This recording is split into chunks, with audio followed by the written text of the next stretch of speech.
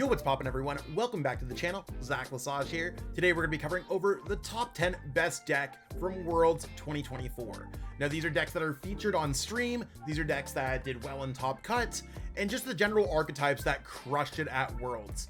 A lot of these lists are going to be featured from Worlds competitors, or I might have changed a card or two based off my own personal preference. Either way, this is going to be an information overload for anyone who's going to be playing at any local events, playing on PTCG Live, or preparing for Baltimore Regionals. That being said, give this video a like, subscribe to the channel, and let's jump into our number 10 pick. Kicking off our list at number 10 is going to be Roaring Moon EX. Now we saw this deck make finals of Worlds and have changed a couple cards based on the list, but the main strategy is going to be using Roaring Moon EX, loading up those energies with Professor Sada's Dark Patch, moving to and from the bench with Petrant, so you have some mobility there, and really knocking out your opponent's Pokemon. Not only can this deck knock out other 2 prize card Pokemon by hitting for 220 and discarding a stadium, it can just knock out anything, which can be quite strong against Ridgid Drago. Considering this deck had very limited play at the tournament, it is ranked lower than what it otherwise could have been, but I do expect a lot of players to pick up this deck and really see success with it going forward, because a lot of people are fans of Roaring Moon EX. I try to be a fan of Roaring Moon EX, but this deck has burned me quite a few times to the point where I might need to take a step back from this deck. Maybe I need to revisit it, but either way, it is a great choice going forward, as on with any of the lists that we have going on here. I do want to note that all the lists are available in the pinned comment, so if it's not put up in the pinned comment right away, probably usually within 24 hours of this video, it does go up, so you can copy and paste all those lists right into PTCG Live. If you need any of the cards for these decks, check out our sponsors at Kayfabe Cards, GameStop, and PTCGL Store for online code cards. We have discounts available for all of those in the description. And if you want to put your best guesses in the comments below, you can play along, see what the top 10 best decks are, see if you're right, see if you're wrong. Either way, it's going to be a fun video. Let's jump into number 9. Sleeping in at number 9 is going to be Snorlax Stall. Now this is a deck that a few top American players played to the event, most namely Azul GG's group, where we had Ryan Antonucci making all the way to day 2 with this list. Now, I think Snorlax was an interesting deck hitting into Worlds. A lot of players did play text for it, myself included, in the form of canceling Cologne to get through Cornerstone, maybe additional Switch, Turo, Penny, all that stuff. And I mean, it's really one of those decks where if you hit the right matchups, Snorlax is going to be quite good. But when the field switched over to Lugia, we're going to have Snorlax placing a little bit lower. Now, we didn't necessarily expect Snorlax to place as high as it did, because Snorlax is really trying to counter a metagame that is well established. And as much as a lot of us knew what was going on with Shrouded Fable, it's still unstable where we had Iron Thorns winning Worlds. Sure, a few of us expected Iron Thorns doing well, but if you ask me, I wouldn't expect Iron Thorns to win the World Championships. No shade, just trying to throw out my perspective. I think this is an interesting build of the deck. It's one of those things where it definitely has some counters to Lugia, it definitely has some counters to the metagame. Is it going to work out every single time? We'll have to ask ourselves that question. I do think that the deck might need 0-6 machinations, I don't know, let me know how it's pronounced in the comments, to finish games in best of 1. So if you are playing cups or challenges, I do think you need a way to cut through your opponent's hand really quickly in order to make some things happen there.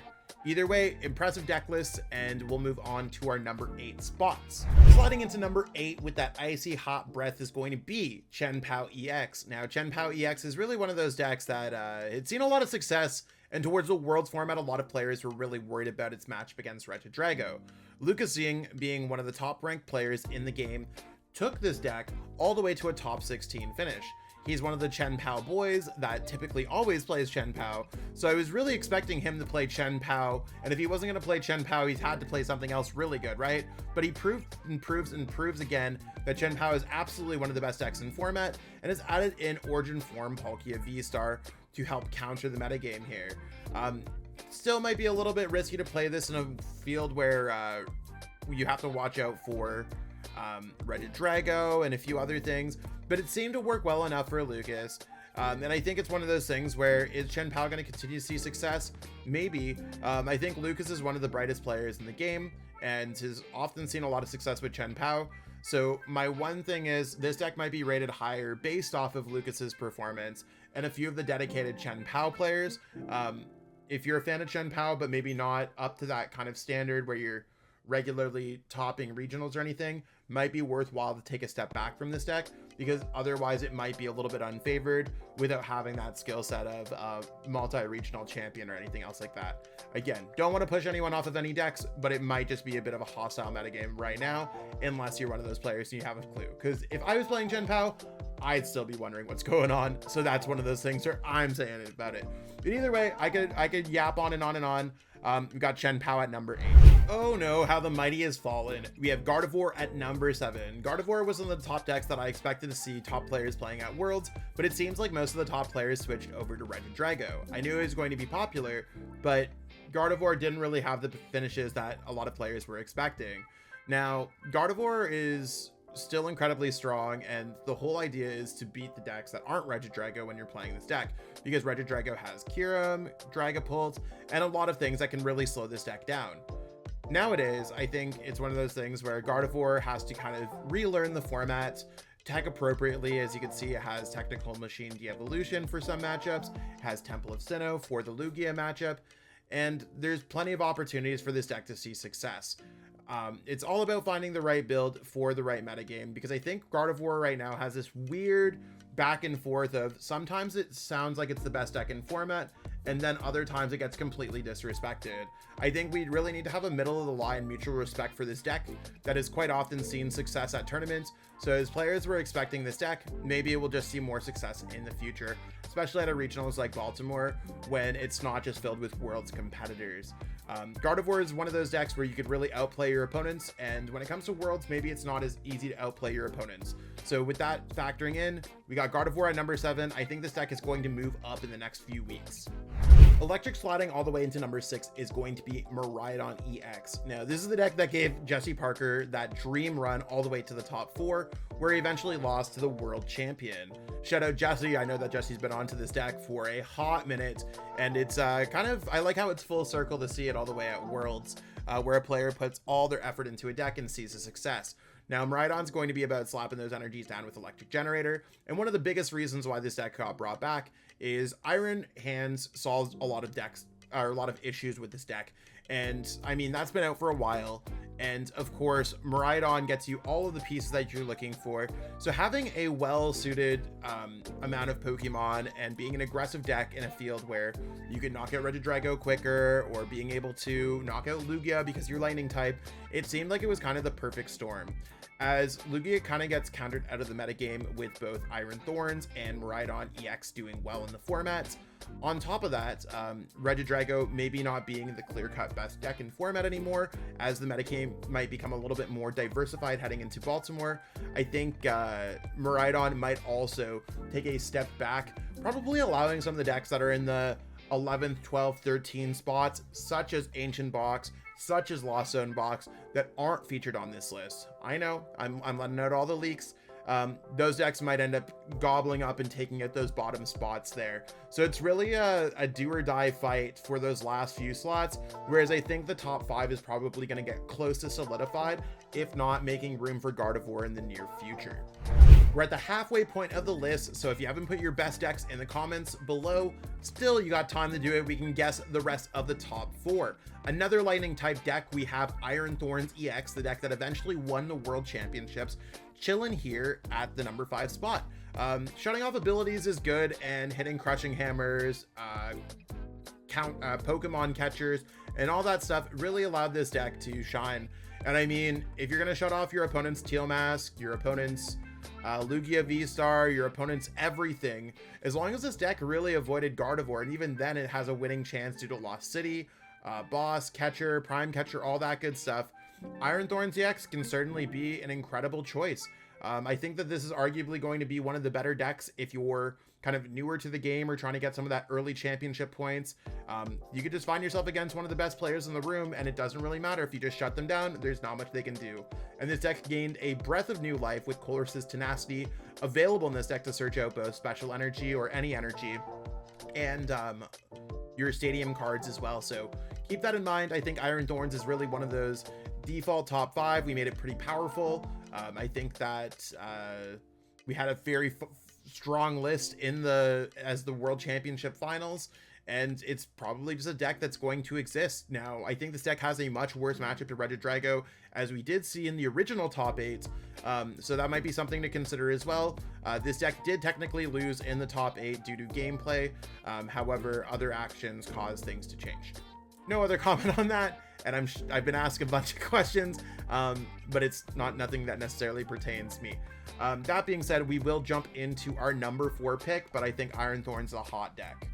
All the rage at number 4 is going to be, of course, coming from Raging Bolt EX. This is a deck that often I didn't think that it was going to see the success level that it did, but we actually ended up seeing a Raging Bolt make all the way to the top 4. A lot of Worlds competitors cut that grass energy from their deck to bring it down to 7, and have added other cards like Night Stretcher into their list. With Pokemon Catcher being a theme in some of the top decks in format, you're just able to rip through your opponent a little bit quicker than they're able to rip into you. Same strategy is going to apply as this deck as always, using Professor Seta's Vitality, loading up energies onto your ancient Pokemon, and just building up energies, pitching them all away. I think that this deck is incredibly strong, especially in a field where this is one of Ridgid Drago's worst matchups. I know I've brought up Ridgid Drago a few times, but we haven't seen it on this list, so maybe it's going to be primarily one of the top decks in this video. Having a good matchup in the top 3 decks is often enough to make a deck worthwhile. I think Raging Bolt being able to hold its own against some of the other aggressive decks, having a solid matchup against a top 3 deck, and more really gives it this placing in the top of the metagame. I think this is really going to be a deck that we're going to see at Baltimore Regionals, so if you haven't really played against this, practiced it, or picked up all the cards for it, now is a great time, because there's no better time than ever. Be prepared, try Raging Bolt out, this deck's lit. Flying all the way up to number 3 is going to be Charizard EX with Dusknoir. We saw a lot of strong players playing this. However, I think the strongest Charizard players in the game are going to be William Acevedo and Pedro Pertusi. I've been following their success throughout the entirety of the season. I feel like they're the real pioneers of Charizard. I know a lot of y'all are going to be like, Zach, what about Tord? And I mean, I think Tord's a goat of a different nature, and sometimes this list don't necessarily, I don't always agree with them. And maybe that's part of my problem, but regardless, I think that their build of the Charizard, giving yourself opportunities to attack with Entei, maybe Entei doesn't get knocked out in response, and you attack with Entei again. It was a card that I didn't necessarily think of, and I think that's one thing that they're doing well, is they're always thinking outside of the box. Going with a slimmer Charizard line with only 3 Charmanders, being able to put a heavy ball into the deck, and giving yourself opportunities to turn other Pokemon into different things with Thornton, or Thornton turning into a Duskull to evolve into a Dusknoir. There's a lot of really exciting gameplay when it comes to this deck. I think Charizard is really a deck that's a bag of tricks more than anything else, and that to me is some of the most exciting portions about this deck. Even as much as using Flutter Mane to shut down Iron Thorns, it just seems like there's enough answers for everything, and it might be a deck that I might pick up for Cups. I think a lot of strong players played it. It didn't necessarily see the results that we wanted to online before Worlds, but a lot of top players brought Charizard to Worlds being one of the absolute best decks. Charizard's never a bad choice, y'all, and I think that's, if Worlds was anything, until Charizard is out of the format, like gone and rotated, Charizard is always a valid choice in our formats. So we have it at number 3, some cool changes. Pick up those Entei Vs if you haven't got them already. That card's about to rotate, but it's whenever is rotation, but it's one of those things where it's a necessary evil in this deck. But what are going to be our top 2 decks? I'm sure a lot of y'all can put your guesses below, but we're of course going to be covering them on the channel as well. Lugia, my old pal. I brought this deck to a top 32 finish at Orlando Regionals. I think our largest regionals that we had last season, and it's the deck that knocked me out of top 8 cut, or making top 8 cut, winning it on stream day 2 at Worlds. But that's okay. You wanna know what? I have a lot of respect for this deck. I have a lot of respect for the people that play it. Lugia gets harped on too much for being inconsistent, and then it pulls up and does fantastic things at the World Championships. Lugia had a middle of the road matchup approach to a lot of different things, having answers against things such as Raging Bolt, Ridgid Drago, almost everything. Just avoid Thorns, you know what I'm saying? So as long as you avoid Thorns and Miraidon, you're cool with this deck. Otherwise, you got a pretty solid matchup spread against the board. This is my take, and it's kind of a build between Rahul Reddy, Brandon Bond, and some of my own input, because I still consider myself a resident Lugia player. I do like the thin Chinchino line. Whether or not it's going to actually matter in games or not a lot is up to you, but it depends on the situation. I think it gives yourself a single prize card attacker. So I still think playing at least a 1-1 Chinchino, if not a 2-2 Chinchino, is kind of where it's at. This is just a solid deck. And I mean, I think it's very fitting of our number 2 pick. I don't think it's going to be number 2 too much longer. I think online events are going to sweep this result kind of away. But if you are looking for a good middle of the road pick for Baltimore, or any of the other events that you're playing, Lugia is probably it. Just avoid the lightning type decks for sure. We're about to enter into our number 1 deck. I'm sure you've heard me mention it a few times, but let's jump into it. Let's get it. Here we have it, Ridgid Drago V-Star, the most successful deck at the World Championships and the deck that I brought to the World Championships myself. You may have heard me mention it, but I lost my win it into top 8s to eventually fall to an unfortunate 36th place out of 1148 players. I think Ridgid Drago, there's a lot of really cool things when it comes to this deck. One thing that I don't think a lot of players have put effort into is testing Haxorus. It's not just about special energy, y'all, but when you have things such as Lugia up there, being able to Haxorus, knocking out those Pokemon without miss energies is great, but hitting for a consistent 230 is often better than pitching away your energies with Tina V-Star. My list was a little bit different, playing Radiant Gardevoir and playing Temple of Sinnoh, but I've since adjusted it for the post-Worlds metagame, and I think if I were playing in any League Cups or anything else like this would be what I'm playing. I think most lists look very similar with that 4 Research, 2 Iono, 2 Boss Line. A lot of lists played Sinnoh, but I think with Lugia potentially taking a backseat with both Miraidon and Iron Thorn seeing success at Worlds, we might not necessarily worry about that big colorless bird. I think Ridgid Drago is really one of those decks, as long as you're avoiding those aggressive 2-prizer decks such as Raging Bolts. Even then you could hold your own, but right now I think this is looking like a solid build for Drago, and it's what's going to wrap up our top 10 best decks. Did I get all of the decks? Is there any decks that I'm missing? Do you think Lost Zone box is still lit? What would you put on your top 10 best decks? Let me know in the comments. Let's spark a discussion. I also have a link to my Discord server if you want to carry the discussion over there, but otherwise, let me close things out. And that's what we got going on for our video today. As much as Ridgid Drago did not win Worlds, Ridgid Drago seems like it's the best position deck going forward. If you have any other comments, questions, concerns, let us know in the comments below. We do get back to all comments, as long as they're productive. Don't be mean, you know what I'm saying? But either way, we appreciate all the love on the channel. We had a lot of great Shuffle Squad showings at Worlds, and of course, majority of the Shuffle Squad is going to be at Baltimore Regionals too. I'm not going to be going to Baltimore Regionals because I'm expecting the birth of my daughter around that time, so I gotta prepare for that. Hashtag Pokedad life. But it's one of those things where it's a bittersweet moment where I'm really excited to be a dad, but also I'm still gonna get the FOMO of missing out on a regionals. One is better than the other for me, and I know which one it is, but it can still sing at the same time. I'll be rooting on all my friends, and if you're trying to prepare for that event, be sure to hit me up for any coaching on Metafy, or you can check out one of my group classes if you're trying to improve with any specific deck.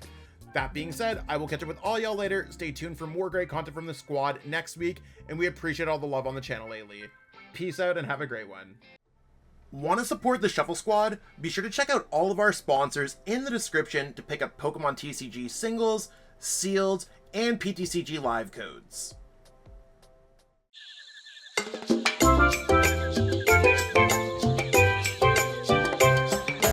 You made it to the end. Thank you so much for watching this entire video from the Shuffle Squad. Honestly, from the bottom of our hearts, we appreciate each and every person that supports our content, watches what we have going on every single day, every single week, even from time to time, and continuously allows us to have a forum to project our creative content towards the Pokemon TCG community. So if you haven't already, be sure to give this video a like, subscribe to the channel, and even leave a comment to help boost the YouTube algorithm. That being said, we'll catch you with our next video. Thanks again. Take it easy.